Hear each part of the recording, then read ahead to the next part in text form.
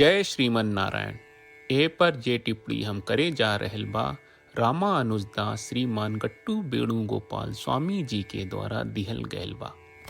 अध्याय 11 विश्वरूप सदर्शन योग श्लोक 42। यच्चापहासार्धम् असत्कृतोऽसि विहारशय्यासन भोजनेषु एकोऽथवा अपि अच्युत तत्समक्षं तत्क्षामये त्वामहम् अप्रमेयम्।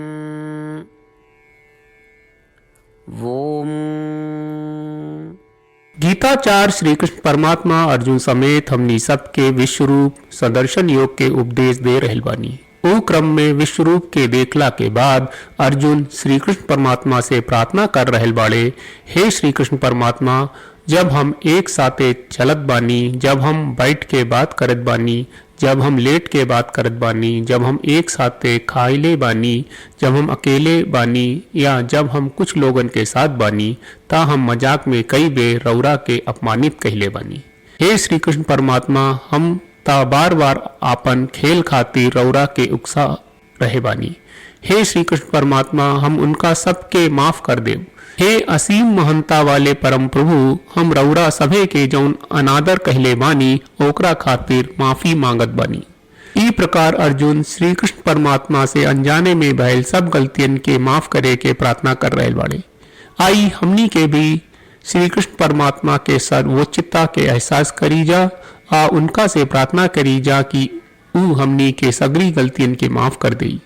श्री कृष्ण परमात्मा श्रीमन नारायण के समर्पण करत आपन जीवन के सार्थक बनावे के कोशिश करत घड़ी अर्जुन के वचन के श्लोक के रूप में दोहरावे के कोशिश करी जा।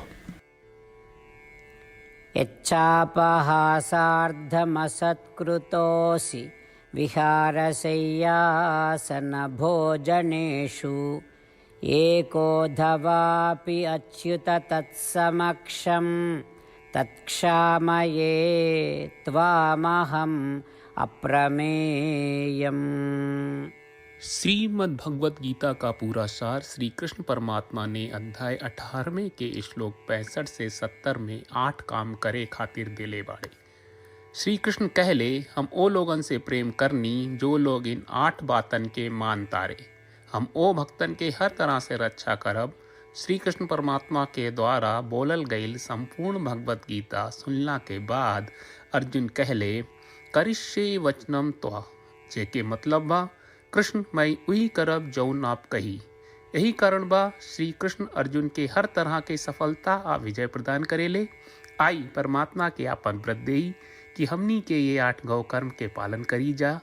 ई वचन परमात्मा के देवे से बड़न कौनो पूजा तपस्या यज्ञ नहीं। हम 8 प्रण कहब जौन हमनी के करे के चाहिए। आप सब कृपया इन्हन के आपन दिमाग और दिल में सोची। श्री कृष्ण के आपन वचन देवे के ई तरीका में हमनी सबकी कल्पना करे के चाहिए कि श्री कृष्ण का चेहरा खुशी से चमकत बा और खुशी के एहसास करत बा। जय श्रीमन नारायण। यहाँ हमनी के 8 वादा बा। हमनी के पहला वादा, हे श्रीमन नारायण, आपका निर्देश के मुताबिक हम हमेशा तोहार ध्यान करब और तोहार बारे में सोचब। हमनी के दूसर वादा, हे श्रीमन नारायण, आपका सलाह का अनुसार हम हमेशा आपका भक्त रहब। हमनी के तीसर वादा, हे श्रीमन नारायण, हम आपन सब काम तोहरा सेवा के रूप में और तोहरा संतुष्टि खातिर करब। हमनी के चौथा वादा, हे श्रीमन नारायण, जैस की आप माने के कहले रहलू, हमरा बहुत विश्वास बा कि हम आपके होई और हम हमेशा आपन दोनों हाथ जोड़ के आपके नमस्कार करब और आपकी पूजा करब। हमनी के पांचवा वादा, हे श्रीमन नारायण, हमरा के तोरा बात माम एकम शरणम ब्रज 1866 याद कहले, जहां आप हमरा के आपन का अर्पित करे का कहा। श्रीमन नारायण, मैं हमेशा तोहरे शरण में रहब।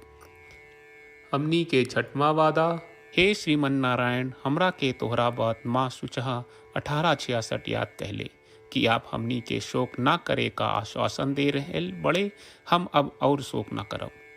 हमनी के सातवां वादा, हे श्रीमन नारायण, आपने हमरा खातिर श्रीमद् भगवत गीता के वितरण करके हम सबके कृपा कहले और आशीर्वाद दहले बा। हम वादा करत बानी कि रोजाना कम से कम एक श्लोक पढ़ब या सुनब।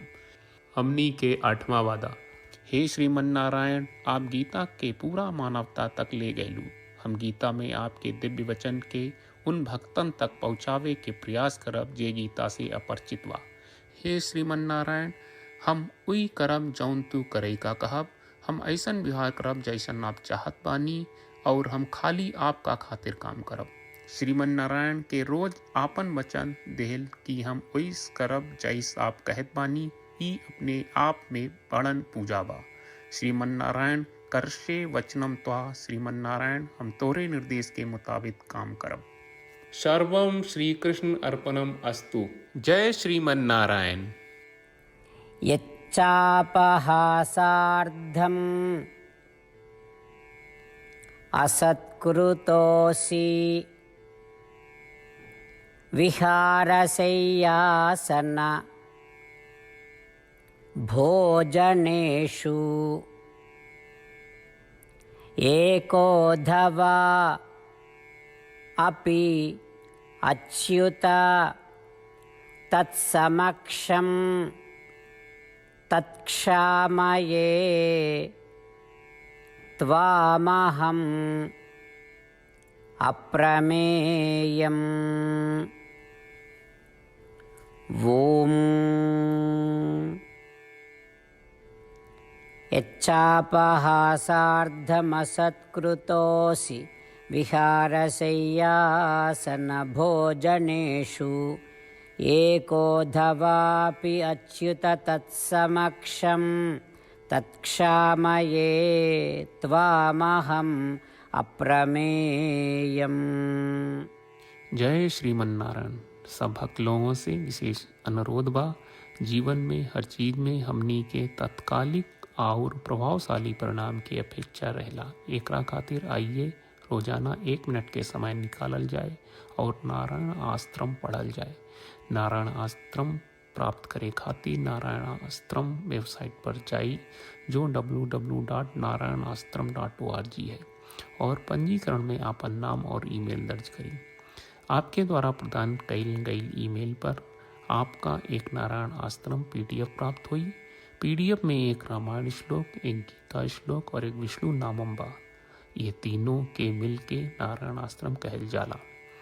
हर व्यक्ति के ये श्लोक के अलग अलग संयोजन मिलेला।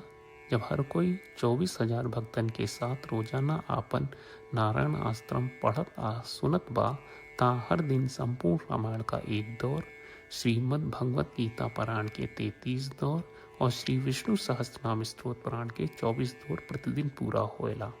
ई एक बहुत ही उल्लेखनीय और विलक्षण परिणाम बा, जौन हर एक दिन ऐस करे से निकलेला। ई कारण बा कि आप और आपके परिवार के सदस्य तुरते जाके आपन नारायण आश्रम प्राप्त करी। जय श्रीमन नारायण।